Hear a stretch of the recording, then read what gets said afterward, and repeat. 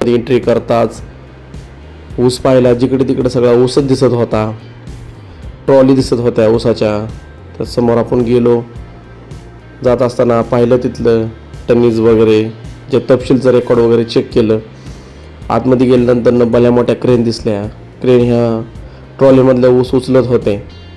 पाहिलं भरपूर जिकडे तिकडे ऊसच आहे. आणि पाहू शकता या क्रेन कशा उचलतात.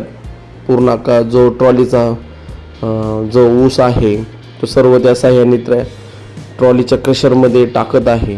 आणि तो ऊस पुढे ट्रॉलीमध्ये टाकून त्या क्रशरमध्ये जात आहे.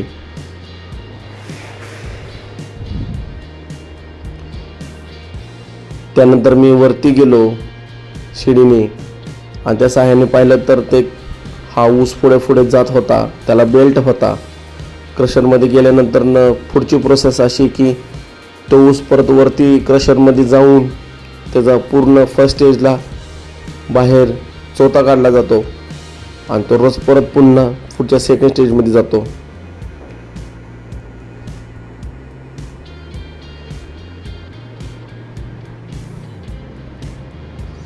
तर तुम्ही पाहू शकता कसा क्रश होत आहे ऊस.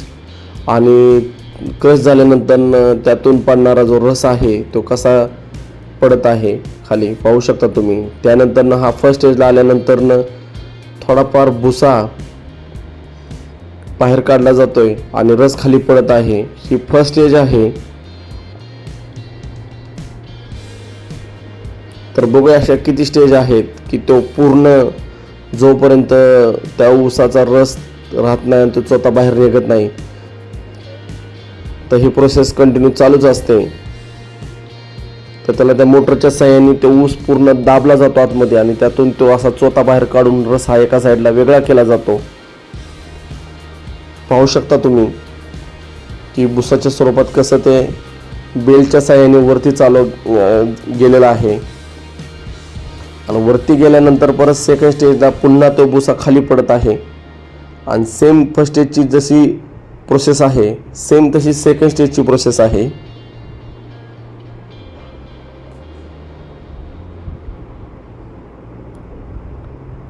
तर पाहू शकता तुम्ही पुन्हा एकदा त्या जो चोथा आहे परत तो दाबला जातोय आणि त्यातून तो रस काढला जातोय.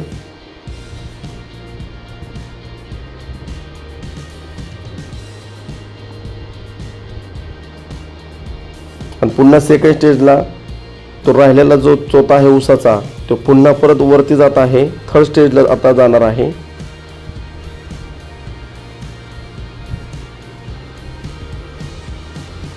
बघा मित्रांनो, आपण फक्त बाहेर ऊस पाहतो पण ही ऊसापासून साखर कशी बनते हे आज आपण माळेगाव सहकारी साखर कारखाना या ठिकाणी भेट द्यायला आलेलो आहे. आणि त्या ठिकाणी तुम्ही सगळ्या गोष्टी पाहत आहात. तर हे बघा कसा भुसा बाहेर पडत आहे. पूर्ण चोथा त्याचा होऊन तो रस एका साईडला केला जातोय.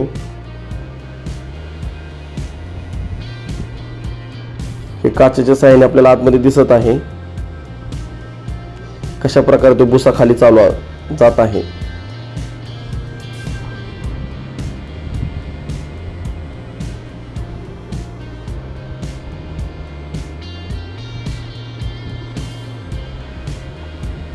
तर हे तुम्हाला दिसत आहे समोर रस पडत आहे खाली.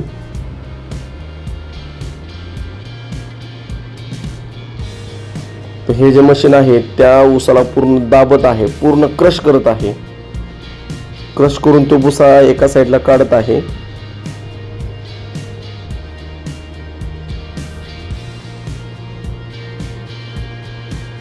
आता पुन्हा हा थर्ड स्टेजला चालू गेला आहे हा ऊसाचा चोथा.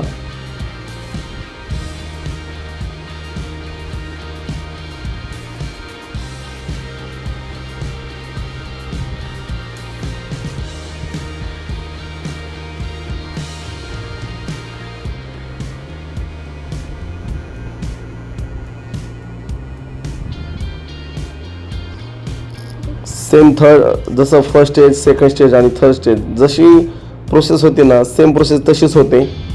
जोपर्यंत तो रस त्यामध्ये अंश राहत नाही तोपर्यंत त्याचा पूर्ण क्रश केला जातो. फक्त जो राहिलेला चोथा आहे जो आपण भुसाच्या स्वरूपात पाहतो रोडवरनं टेलरमध्ये जाताना सेम तसा भुसा राहतो आणि तो फायनल एंडिंगला तुम्ही बघणारच आहात.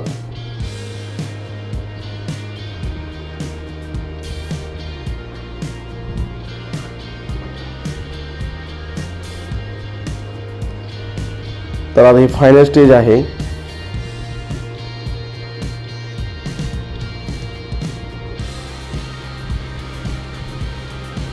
टेम्परेचर पाहू शकता तुम्ही, त्यातनं वाफा निघत आहे आता सध्या.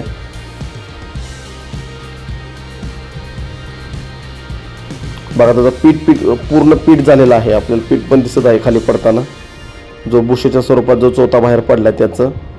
आणि ही जी फायनल स्टेज आहे वरती जात आहे, ही बुशेच्या स्वरूपात तिकडे बाहेर निघत आहे.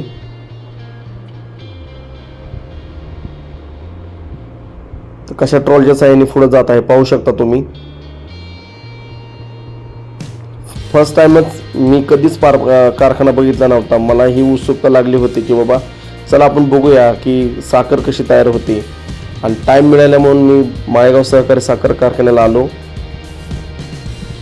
त्या ठिकाणी परवानगी घेऊन आपण आतमध्ये व्हिडिओ काढण्यास त्यांची परवानगी घेतली. असं कुणालाही आतमध्ये सोडत नाही. आपल्यावर सिक्युरिटी गार्ड होता. बघू शकता किती मोठमोठे टर्बाईन्स लावलेले आहेत, मोटर्स लावलेले आहेत. त्याचा बेल्ट बघू शकता, किती स्लो गतीने त्याला क्रश करत आहे पाहू शकता तुम्ही. जास्त स्पीड पण नाहीये, स्लो गतीने त्याला क्रश करत आहे.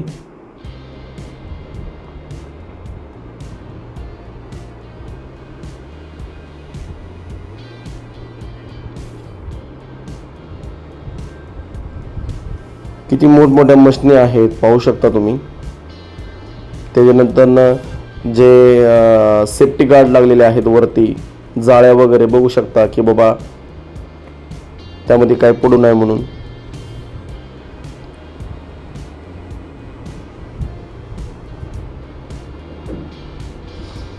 VP ब्लॉगच्या माध्यमातून तुम्ही हा माळेगाव सहकारी साखर कारखाना बघण्याचा तुम्हाला योग आला आहे. पूर्ण कारखाना पहा, मोठा व्हिडिओ होणार आहे. कारखाना खूप मोठा आहे. सर्व गोष्टी ह्यात दाखवल्या जाणार आहेत. साखर कशी तयार होते, त्यांचा डिस्टिलरी विभाग दाखवला जाणार आहे. त्यानंतर त्यांचा बायोगॅस हा प्लॅन दाखवला जाणार आहे. तिथले जे डिस्टिलरी विभागाचे मॅनेजर आहेत जगदाळे साहेब, त्यांच्याकडून आपण माहिती घेणार आहेत. त्यानंतर या सर्व कारखान्याचे जे कारभार पाहतात कार्यकारी संचालक पाटील सर, यांची आपण आज माहिती घेणार आहे. सर्व गोष्टी तुम्हाला समजणार आहे या व्हिडिओच्या माध्यमातून. हा व्हिडिओ स्किप करू नका, व्हिडिओ पूर्ण पहा.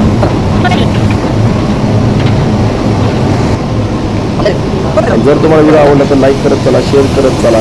जर तुम्ही नवीन असेल तर चॅनलला सबस्क्राईब करा.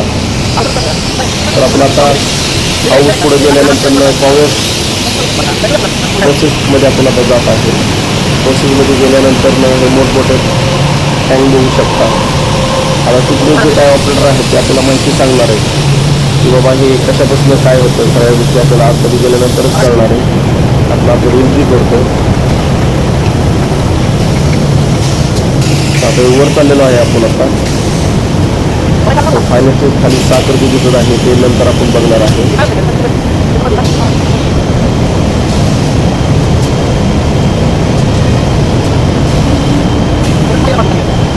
साखर देखील तिकडे दिसत आहे आपल्याला. तर हे बघा आता आपण त्यांना आता विचारूया ऑपरेटरला की बाबा काय आहे, कशी प्रोसेस आहे सगळ्या. मंडळी नमस्कार, मी विक्रांत, VP ब्लॉग चॅनल तुमचं स्वागत आहे. मित्रांनो, जसं सांगितल्याप्रमाणे मला रिक्वेस्ट आली होती की साखर कशी बनते आणि मलाही उत्सुकता लागली होती की साखर नक्की कशी बनते. तर या सगळ्या गोष्टी मी तुम्हाला या व्हिडिओच्या माध्यमातून दाखवणार आहोत. आता आपण जिथे उभा आहे तर या ठिकाणी साखर कशी येते, सगळ्या प्रोसेस आपण जिथे ऑपरेटर आहेत त्यांच्याशी आपण जाणून घेणार आहे. तर चला आपण त्याची जी माहिती करून घेऊया की साखर नक्की बनती कशी आणि काय सगळ्या गोष्टी होत्या. नमस्कार, तुमचं नाव सांगा. माझं नाव किशोर काशीनाथ जाधव. बरं, माळेगाव कारखाना, माळेगाव शुगर फॅक्टरी सहकारी साखर कारखाना आहे. हे आता जो हा विभाग आहे हा कोणता सेक्शन विभाग आहे? सेंट्रिफ्युगल विभाग आहे. बरं इथं बॅच टाईप मशीन आहेत आपल्याकडे. बरं आपल्याकडे 1500 आणि 1700 अशा दोन प्रकारच्या वालचंदनगर कंपनीच्या मशीन आहेत. बरोबर आहे. तर आपल्याकडे साखर फक्त फ्रेश केली जाते, म्हणजे क्लीन आणि ड्राय केली जाते. बरोबर आहे. एवढा आपल्या सेंट्रीफुगला होतो. 1100 RPM मशीन एका सायकलला 1100 RPM पर्यंत जाणार आणि रिटर्न 50 RPM पर्यंत मशीन ती येते. तिथं एवढी प्रोसेस आहे. धन्यवाद.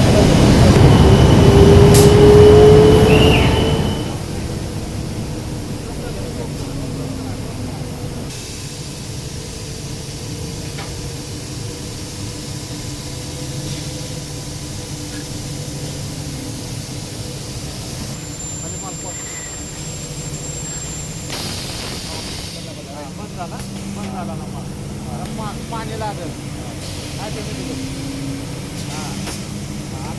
पाणी लागेल पाणी लागेल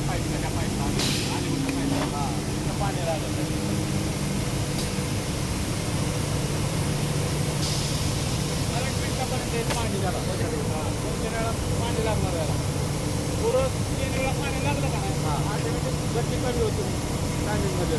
हे ब्रेकेबल काम करतं, हे ऑटोमॅटिक ऑटोमॅटिक सगळं ऑटोमॅटिक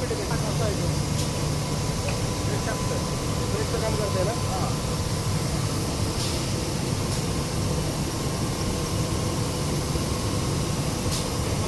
कधी पडते ते ह्याच्यात दाखवतो प्लेट आहे बरोबर लागते आहे आणि ऑटोमॅटिकच वरून खाली असं दाखवत जातं.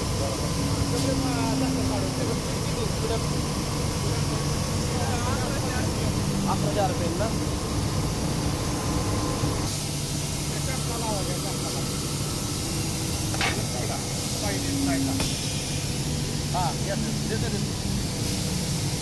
ऑटोमॅटिक खाली जाते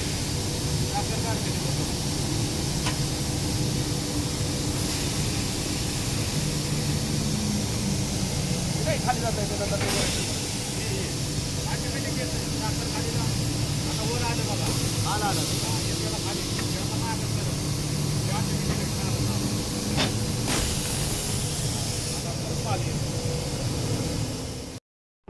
तर तुम्ही आता पाहिलंच असन साखर कशी क्लीन होते त्या ऑपरेटरने आपल्याला सांगितलं आणि तिथून आपण त्यांना बाय बाय करून निघालो. ह्या त्यांच्या सगळ्या मशिनरीचे HMI पॅनल आहे. त्यानंतर आपण गेल्यानंतरनं वरून साखरची प्रोसेस आहे.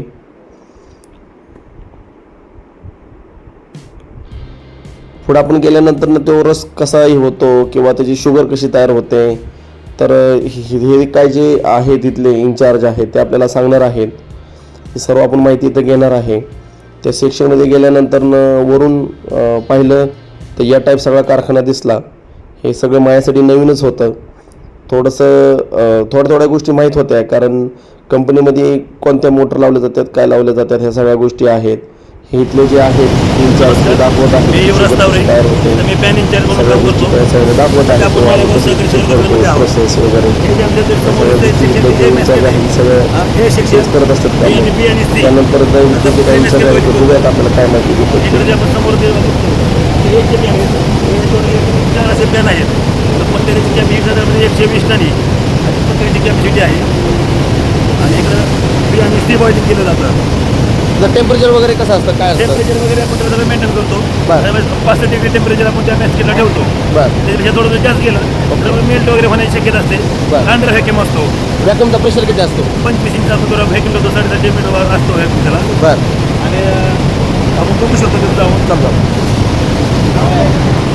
आपण जसं हे बघतोय हे पेन आहे MSK बॉइलिंग. आपण बघतोय बॉइलिंग चालू आहे. काचेवर घेऊन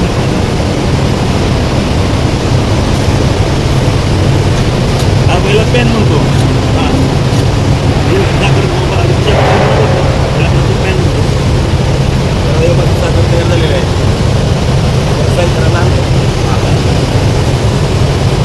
हे तुम्ही काचवचे बघताय तर त्याचं काय पाहत आहे साखर आणि साखर आहे ती तयार झालेली. साईज करायला आणि आपल्याला साईज वाढवू देते. आपण पूर्ण भरून आपण डिवायडेशन करतो. चालेल. रेडी झाल्यानंतर कुठं जाते साखर बरं नंतर आपण ते ग्रेडेशनला खाली पडतो. खाली चिटलायझर आहे त्याच्यामध्ये सोडतो. ते पण आपण मशीनला हे मशीनच्या ट्रिब्युगलला हे मशीनला ते जातं मॅस्केट येतो. हे जाते ते ब्लॅक कलर चालू ते मॅस्केट आहे. हे मॅस्केट सेंट्रिफ्युगल सेक्शन यांचं आहे. सेंट्रिफ्युगल हे मशीन त्यातनं हे मशीनपासून आपण हे सेपरेशन करतो. नंतर मी जो बेबीसाठी वापरतो बी मेस्केट त्यानंतर त्यानंतर परत बेबी तो सी मेस्केटला वापरतो म्हणून सी मेस्केट बॉईलिंग आपण करतो हे आता जसं की आपण सेफ्टीबद्दल तुम्ही काय आता बऱ्यापैकी आपण काय म्हणतो की न्यूमॅटिक प्रेशर तुम्ही म्हणले प्रेशर हा कारखान्यामध्ये प्रेशर जर वाढला तर अपघात घडू शकतो बरोबर आहे का? मग यासाठी आपल्याला तुम्ही उपाययोजना काय केलेली आहे? त्या सेफ्टी वाल वगैरे असतो ना आहे का? हा इथं बॅक प्रेशर वाढतं मागं बॅक प्रेशर बी आहे आपण प्रेशर जर मागं वाढलं तर आपण ते प्रेशर बाहेर काढतो बाहेर काढतो. आपल्याला म्हणजे पुढे गेज आहे त्या गेजवरने आपल्याला 14-15 पाऊंड प्रेशर आपल्याला येतं इथं त्यापेक्षा आपण 16 पाऊंड आपण केलं तर आम्ही लगेच प्रेशर बाहेर काढतो. तर तुम्ही छान माहिती सांगितली. धन्यवाद. आपण जो समोर पाहत आहे ते हे मेस्केट आहे ही पगमिल आहे जेव्हा वरनं पॅन ड्रॉप केला तो किटनगरमधून खाली पगमिलला येतो हे पगमिल हे सेंट्रिफ्युगल मशीन हे मेस्केटच्या मशीन आहेत हे मशीन जसं की आज इथले जे इंचार्ज आहेत तावरे साहेब त्यांनी आपल्याला सांगितलं की बाबा शुगर कशी जाते, शुगर क्लीन करायला कशी जाते आणि हे पाहू शकता हा ऊसाचा रस आहे. हा मित्रांनो रस पुढे जसं की जाऊन तावरे साहेबांनी आपल्याला सांगितलं की बाबा sugar stage number 1 stage number 2 stage number 3 या टाईपमधून आपण आता साखर बघायला आलेलो आहे. जे साखर येते तर हे साखर कशी प्रोसेस होते की बाबा त्या साखर 1 नंबर 2 नंबर 3 नंबर जायचं पुढं कसं आहे ते आपण तावरे साहेबांशी ऐकूया. आणि जे जगताप साहेब आहेत इथले पूर्ण टोटल इंचार्ज आहेत सगळं तावरे साहेब आणि जगताप साहेब हे दोघंही इथं सगळं पाहतात कामाचं मेंटेनन्स म्हणून त्यांच्याकडे आहे. तर त्यांच्यावर आपण जाणून घ्यायला आवडेल की बाबा ह्या सगळ्या गोष्टी कशा आहेत की बाबा आता बऱ्यापैकी आपल्याला पण माहीत नाही फक्त आपल्याला एवढं माहीत असतं की बाहेर आपल्याला ऊस दिसतो. ऊसापासून साखर कशी बनते या गोष्टी आपण याच कारखान्यामध्ये बघायला आलो आहे माळेगाव सहकारी साखर कारखाना. तर चला आपण जाऊया तावरे साहेब यांच्याकडे. आपण तिथं मोठी साखर आहे तयार झालेली साखर आहे फक्त इथं आपलं ग्रेडेशन केलं जातं. तर हे साखर हापर आहे हापरच्या साह्याने पुढे वेळेला टेम्परेचर कमी केलं जातं ह्याचं साधारण 30 डिग्री टेम्परेचर जास्त आपण ठेवलं जातं. मग टेम्परेचर त्याचं वाढलं की त्याचं पोत्यामध्ये वगैरे खऱ्या वगैरे होतात ना त्याला आपण टेम्परेचर मेंटेन करण्यासाठी हापर आणि हापर आहे समोर फ्लोर येतं कसे थंड होण्यासाठी फ्लोर येते त्या फ्लोरच्या साह्याने साखर थंड केली जाते त्याच्यामध्ये त्याची हवा येते त्याच्यामुळे मग तशी हवा लागून ह्या साखर टेम्परेचर मेंटेन केलं जातं. आणि आपण इलिव्हेटरच्या साह्यानं साखरवर गेडवर गेडमध्ये जाळे असतात त्यामध्ये 5, 14, 16, 18 जाळे असतात आणि त्याच्यासाठी मी फक्त केलं जातं म्हणजे या साखर अशी बाजूला काढण्यासाठी. आणि आता ही साखर कशी पडते चला सांगा बरं दाखवा बरं.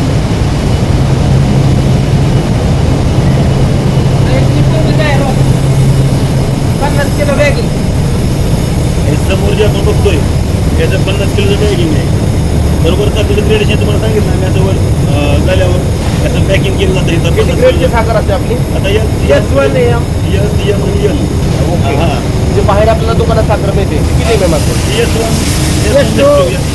आणि बाराशेच्या पुढं 1214 साखर पण तिथं जावं बरं तिथं साखर पण तिथं जावं चला. ग्रेडेशन मग तसंच असतं हां साखर असते. ओके.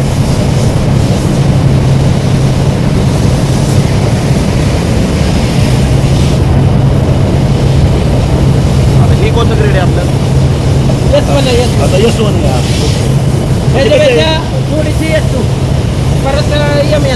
हे सगळं वर जाऊन आहे का नाही आपल्याला ह्याच्यामध्ये ग्रेडेशन केलं जातं तिथं वरती ग्रेडेशन केलं जातं. S1, S2 असते हे 3 प्रकारचे असते.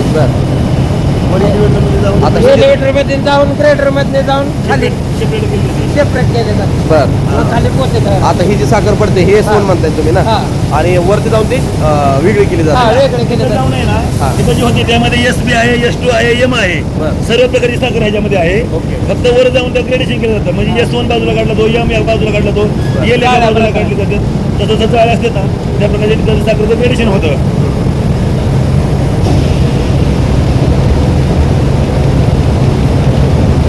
आता हे जे दोरे वगैरे येतात हे कुठं वेगळं नाही वेगळं नाही, ते रुढीच्या ह्याच्यात जातं ते रुढीच्या ह्याच्यात सेपरेट येतं आणि रुढीमधनं परत मेल्टिंगला जातं. मेल्टिंगला जातं.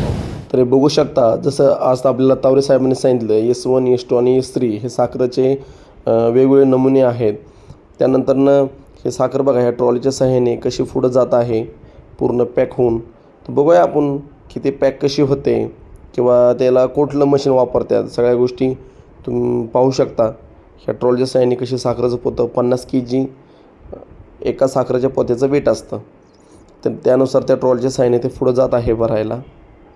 त्यानंतरनं ही वरून साखर येते. फायनल साखर झाल्यानंतरनं ह्या व्हॅक्यूममधनं ती साखर खाली भरली जाते आणि ह्या साहाय्याने ते सिलाई केली जाते. इथं मॅनपॉवर 2-3 मॅनपॉवर आहेत.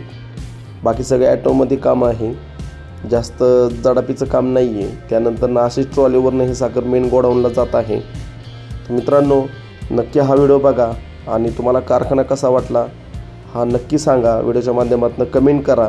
त्यानंतर आपण डिस्लरी विभागामध्ये जाणार आहे. डिस्लरी विभागामध्ये गेल्यानंतरनं त्यांचा जो डिस्लरी विभाग आहे तो किती केलचा आहे सर्व गोष्टी आपण आज जाणून घेणार आहे. जे डिस्लरी विभागाचे जगदाळे साहेब आहेत, मॅनेजर आहेत ते तिथं, तर सर्व गोष्टी आपल्याला सांगणार आहेत की कसं आमचं कामकाज चालतं किंवा इथेनॉलचं कसं प्रमाण असतं. सगळ्या गोष्टी आपल्याला या व्हिडिओच्या माध्यमातून बघायला मिळणार आहे. तर चला आपण जाऊया जगदाळे साहेब यांच्याकडं, जे डिस्लरी मॅनेजर आहेत. सर्व कामकाज ते बघत आहेत. ह्या टाक्या बघू शकता किती मोठमोठ्या टाक्या आहेत.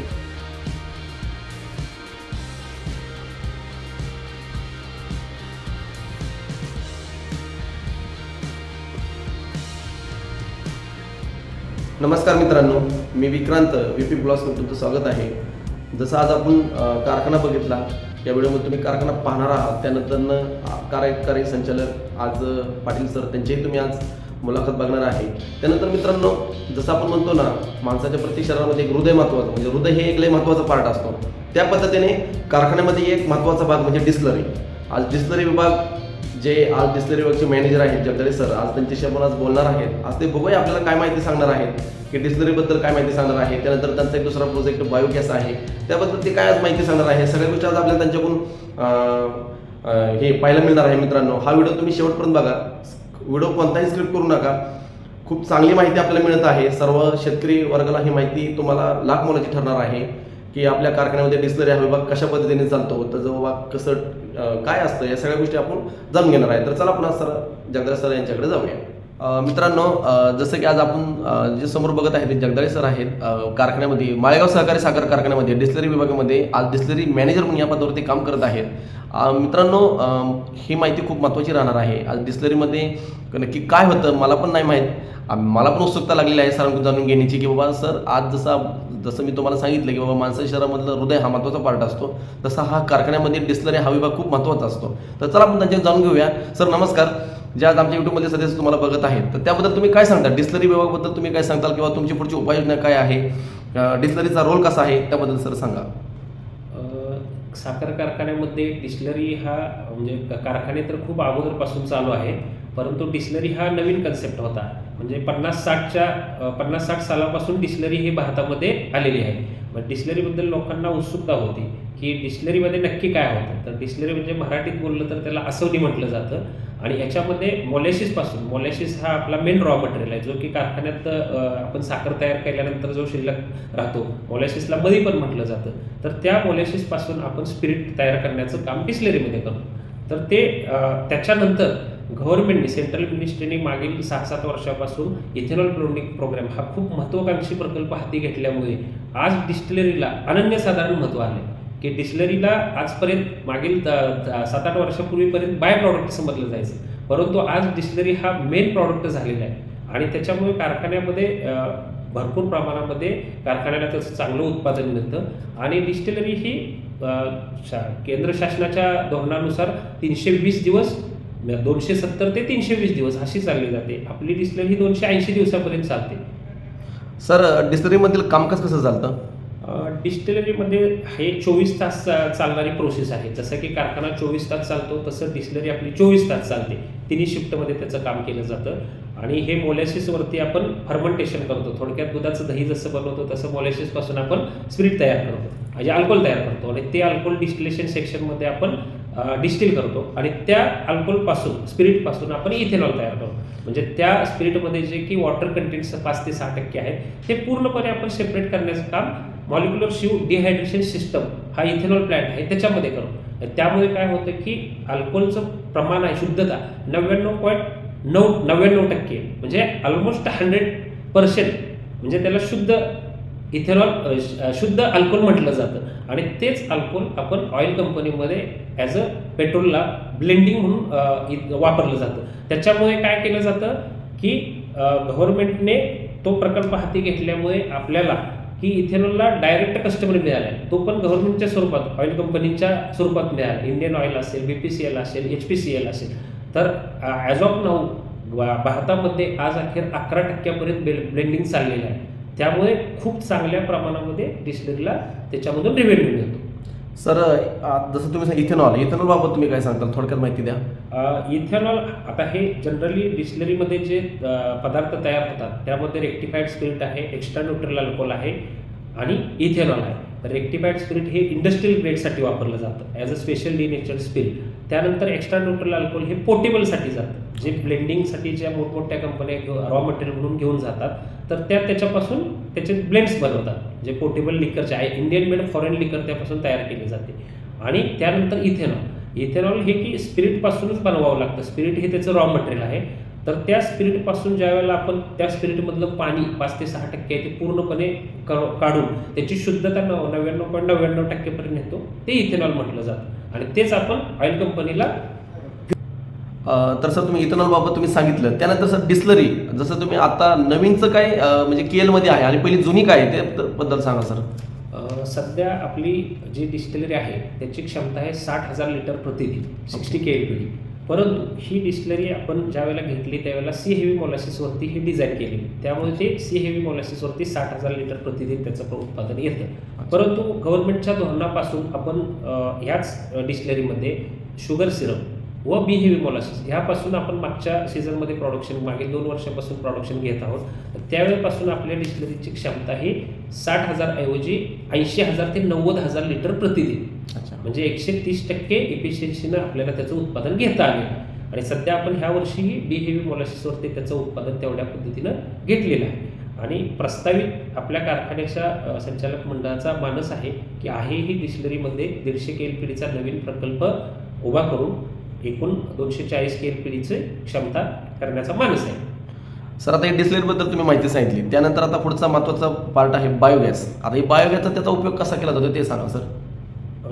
डिस्टिलरीमध्ये एकंदरीत स्पिरिट किंवा इथेनॉल उत्पादन करताना सर्वसाधारणपणे जे स्पेंट वॉश तयार होतं म्हणजे इफ्लुएंट म्हणून, तर ते इफ्लुएंट आपण काय करतो की इफ्लुएंटचा वापर सर्वप्रथम आपण बायोगॅस निर्मितीसाठी करतो. जसं की घरी गोबर गॅस असतो प्रत्येकाच्या, गाईंच्या जनावरांच्या शेणावरती बायोगॅस तयार होतो, तसंच आपण इथं हा बायोगॅस निर्मितीचा प्रकल्प हा स्पेंट वॉशवरती म्हणजे डिस्टिलरीमधून निघणाऱ्या इफ्लुएंटवरती करतो. तर तो खूपच कारखान्यासाठी मोलाचा ठरतो की त्यामध्ये जे काही आपलं स्पेंट वॉश प्रतिदिन निघणार आहे कारखान्याचं, त्यापासून आपण म्हणजे आमच्याकडे 2 बायोडायस्टर आहे आपल्या मालेगाव कारखान्याकडे. तर त्याची कॅपॅसिटी जी आहे ती 85 लाख लिटरचा एक डायस्टर आहे. तर त्यामधून आम्ही दिवसाला 25 ते 30,000 मीटर क्यूब घनमीटरपर्यंत बायोगॅस निर्मिती करतो. आणि त्या बायोगॅसपासून आपल्याला कमीत कमी 70 ते 75 मेट्रिक टन बायोगॅस हा म्हणजे शिल्लक राहतो. तो बायोगॅस आपण डायरेक्टली बॉयलरला फ्युएल म्हणून देतो. त्यामुळे आपल्याला डायरेक्टली त्याच्यापासून बायोगॅस सेव्हिंगचा खूप चांगला फायदा होतो. आणि भविष्यात ह्याच बायोगॅसपासून म्हणजे गव्हर्नमेंटने तोही उपक्रम हाती घेतलेला आहे की ज्यांच्याकडे बायोडायस्टर आहेत त्या लोकांनी जर बायो-CNG प्रकल्प बसवला तर डायरेक्ट पेट्रोल पंपाला बायो-CNGचा ॲक्सेस देता येईल व तशा पद्धतीनं तो बायोगॅस आपल्याच कारखान्यामध्ये तयार केलेला बायोगॅस तो बायो-CNG करून आपल्याच लोकांना त्याचा वापर करता येईल. अगदी बरोबर आहे. जसं की आता तुम्ही समजा डिस्टिलरी आणि बायोगॅस ही कसं की थोडासा रिस्क आहे, बरोबर आहे, विभाग आहे. तर त्यामध्ये तुम्ही काय काळजी घेता बरं आज जसं सेफ्टी, तर त्याबद्दल तुम्ही थोडी माहिती सांगा.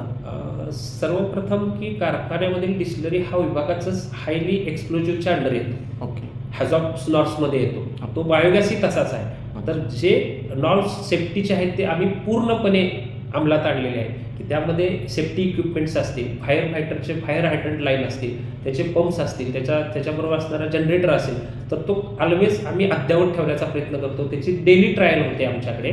आणि त्याच्याबरोबर सेफ्टी इक्विपमेंटमध्ये सिलेंडर जे आहेत म्हणजे फायर फायटिंगचे जे फायर इक्विपमेंट्समध्ये सर्वात महत्त्वाचे ते सिलेंडर्स असतात. तो फोम सिलेंडर असेल, तो वॉटर सिलेंडर असेल, तो पावडर सिलेंडर असेल. मग त्या म्हणजे इलेक्ट्रिकल पॅनेल असतील तर तिथं पावडर सिलेंडरला अशा पद्धतीचे सगळे आम्ही सेफ्टी इक्विपमेंट्स ठेवलेले आहेत. त्याच्या ट्रायल घेऊन त्याचं आम्ही रेकॉर्ड केलेलं आहे आणि लोकांचं आम्ही तशा पद्धतीचे मॉकड्रिल घेतो आणि अभिमानाची गोष्ट आहे सांगण्यासारखी की माळेगाव कारखान्याच्या इतिहासामध्ये, डिस्टिलरीच्या इतिहासामध्ये आज अखेर एकदाही अशा पद्धतीचा कोणताही इन्सिडेंट झाला घडलेला नाही. त्या पद्धतीची काळजी आम्ही घेतो आणि तसे फॅक्टरी इन्स्पेक्टर पण येतात. मागील 20 दिवसापूर्वीच फॅक्टरी इन्स्पेक्टर येऊन व्हिजिट करून गेले आणि त्यांनी खूप वेळ दिला आणि त्यांनी चांगलं ॲप्रिशिएट पण केलं आम्ही जे काय सेफ्टीच्या दृष्टीने जे काय पावलं उचलले. आणि आपल्याकडे सेफ्टी ऑफिसर म्हणून वाघ साहेब हे चांगल्या पद्धतीनं काम पाहतात. नक्कीच सर, तुम्ही आज डिस्टिलरीबद्दल किंवा बायोगॅसबद्दल जी माहिती दिली ही लाख मोलाची माहिती राहील. जे आमच्या यूट्यूबमधले सदस्य बघत आहेत किंवा जे आमचा शेतकरी वर्ग बघणार आहे त्यांना ही डिस्टिलरी विभाग काय आहे हे नक्कीच समजेल या व्हिडिओच्या माध्यमातून. धन्यवाद सर. थँक्यू. तर हा त्यांचा बायो प्लॅन्ट आहे. जसं की आज आपल्याला जगदाय साहेबांनी सांगितलं की बायोगॅस नक्की का महत्त्वाचं आहे. सगळ्या गोष्टी आपण त्यांच्या जे त्यांनी आज माहिती सांगितली त्या माध्यमातून आपण सगळ्या बघितल्या. तर तुम्ही हा प्लॅन्ट पाहू शकता.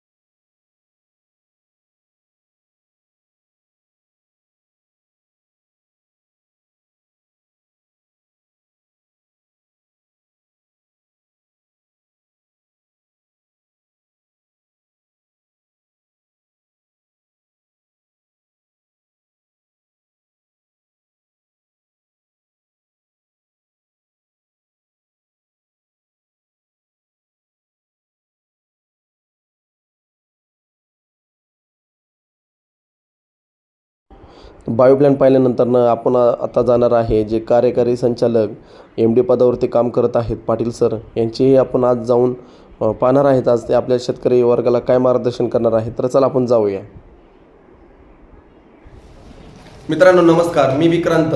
PP ब्लॉग चॅनल तुमचं स्वागत आहे. मित्रांनो आपण कारखाना बघितला, कारखान्यामधील बऱ्याच गोष्टी बघितला. ऊस आतमध्ये जाताना त्याच्या प्रोसेस विभाग, फिलिंग सेक्शन, त्यानंतर मित्रांनो आपण डिस्टिलरी विभागमध्ये गेलो होतो. त्या ठिकाणी बरीच माहिती आपण पाहिली. पण आज आपण जे आज माळेगाव सहकारी साखर कारखान्याचे कार्यकारी संचालक पाटील सर आज MD पदावरती काम करत आहात. तर त्यांच्याबद्दल आपण आज जाणून घेणार आहे की आज बऱ्यापैकी आपल्या यूट्यूबमधले जे शेतकरी बघणार आहेत. सो आज माळेगाव सहकारी साखर कारखाना एवढा उंचांक प्रतीचा आज भाव देत आहे. बऱ्यापैकी गाळप चांगलं काढत आहे. आज किती गाळप काढत आहे किंवा त्यांचं पुढचं धोरण काय राहणार आहे, सगळ्या गोष्टी आज आपण जाणून घेणार आहे. मित्रांनो व्हिडिओ स्किप करू नका, व्हिडिओ पूर्ण पहा, कारखाना पण बघा आणि जे आज MD साहेब जे आपल्याला माहिती सांगणार आहेत त्या सगळ्या गोष्टी तुम्ही नक्की ऐका मित्रांनो. तर चला आपण जाऊया सरांकडं. सर नमस्कार. माझं नाव विक्रांत. PP ब्लॉग चॅनलमध्ये मी यूट्यूबर म्हणून काम करतो. सर मी कारखाना बघितला, पण जे आज माझा यूट्यूबमधले जे आज शेतकरी वर्ग हा व्हिडिओ बघत आहेत तर त्यांना नक्की जाणून घ्यायला आवडेल की आज तुम्ही ऊसाचं गाळप किती करताय किंवा पुढं तुमचं धोरण काय राहणार आहे किंवा तुम्ही डिस्टिलरी विभागामध्ये आता जो तुम्ही नवीन प्लॅन काढलेला आहे त्याबद्दल सर नक्की सांगा. आता कारखान्याची गाळप क्षमता किती आहे? माळेगाव सहकारी साखर कारखाना हा सहकारी तत्वावर असलेला हा जुना कारखाना आहे. हा कारखाना बारामती तालुक्यात, पुणे जिल्ह्यात माळेगाव बुद्रुक येथे स्थापन झालेला आहे. हा कारखाना जवळजवळ आज 68 वर्ष झालेला आहे आणि ह्या कारखान्याची फार मोठी परंपरा आहे. या कारखान्याच्या आता सध्या माळेगाव सहकारी साखर कारखान्यावर जे चेअरमन आहेत ते केशवराव बापू जगताप, व्हाईस चेअरमन तानाजी बापू देवकाते व त्यांचं सर्व संचालक मंडळ अतिशय चांगल्या पद्धतीने कामकाज करत आहे. खरं तर मी ह्या वर्षीच माझं नाव अशोक राजाराम पाटील, यावर्षी कार्यकारी संचालक म्हणून मी ह्या सीझनला जॉईन झालो आणि ह्या कारखान्याची जुनी फार मोठी परंपरा आहे. मागील काही वर्षात ह्या कारखान्यानं महाराष्ट्रात उच्चतम भाव दिलेला आहे. गेल्या गळीत हंगामात महाराष्ट्रात 3411 रुपये नेट शेतकऱ्याला भाव देऊन महाराष्ट्रात विक्रम केलेला आहे.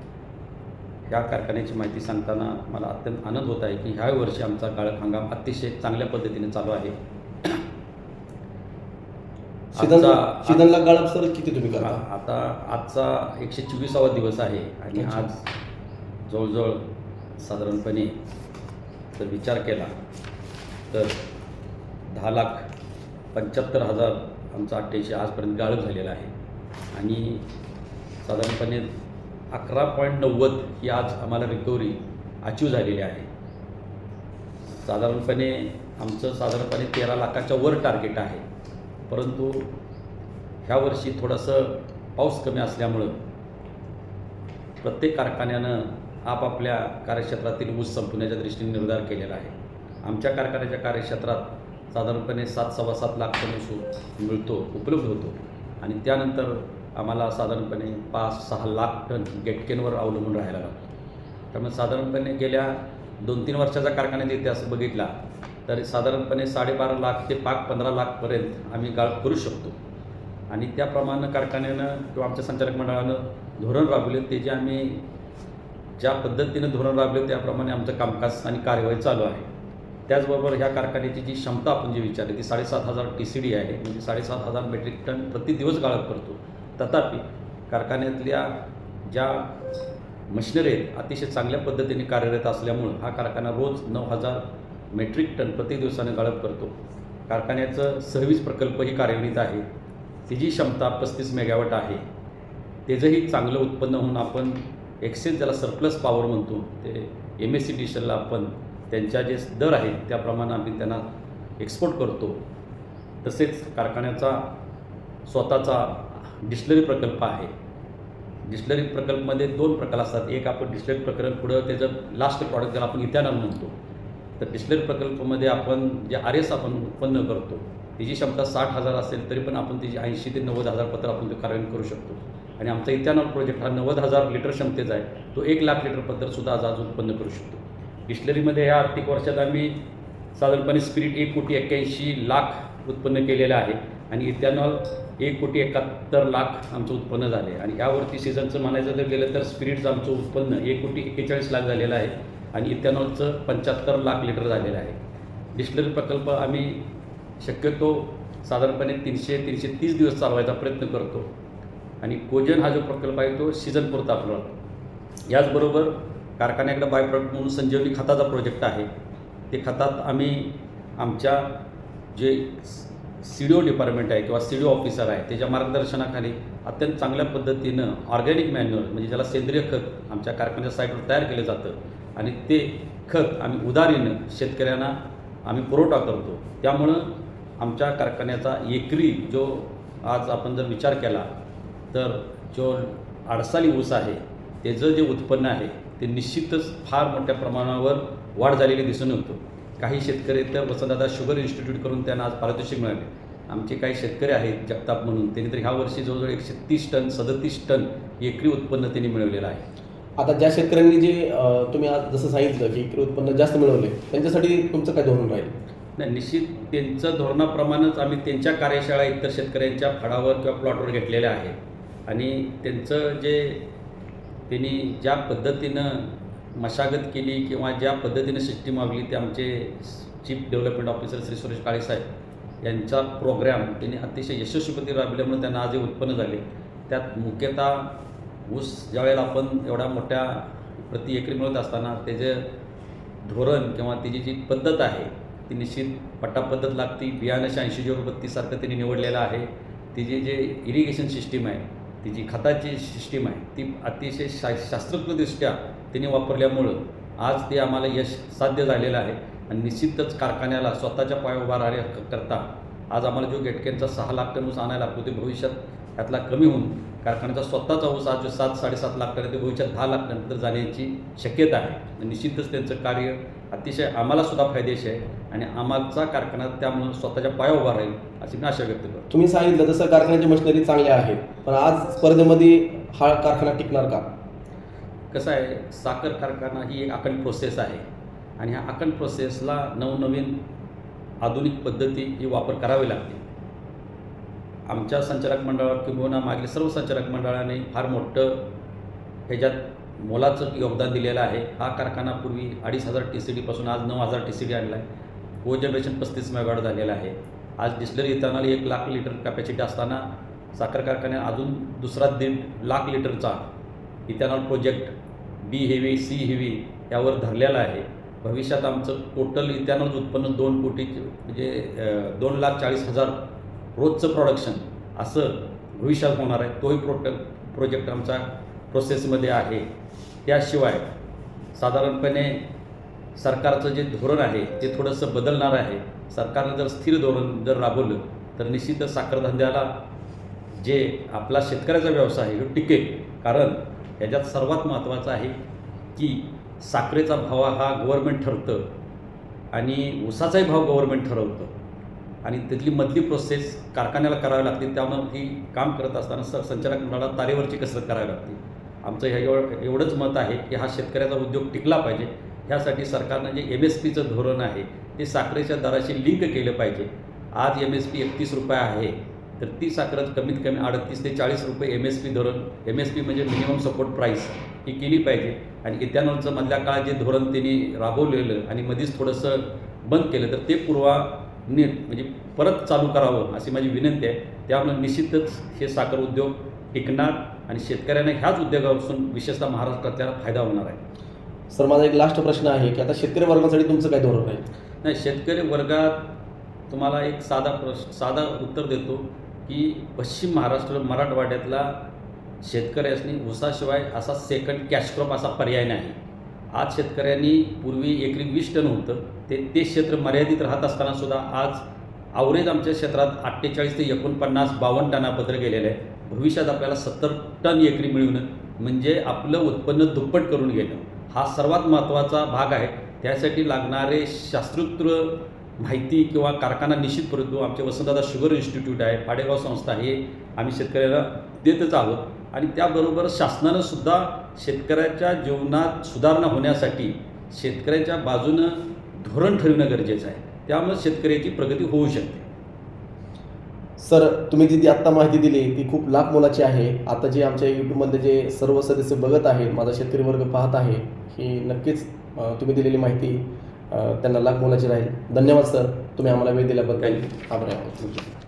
तर चला मित्रांनो, आता फायनली आपण निघतोय. आत्ता कारखाना माळेगाव साखर कारखाना आपण आलो, पाहिला साखर कशी बनते ह्या गोष्टी बघितल्या, डिस्टिलरी प्लॅन पाहिला, बायो प्लॅन बघितला, त्यानंतरनं डिस्टिलरीचे मॅनेजर जगदाळे सर यांची मुलाखत घेतली, MD पदावरती काम करतात पाटील सर यांचीही आपण मुलाखत घेतली. तर मित्रांनो नक्की या माळेगाव साखर कारखान्याला परवानगी घ्या आणि आज जाऊन साखर कशी तयार होते हे नक्की सर्वांनी पहा.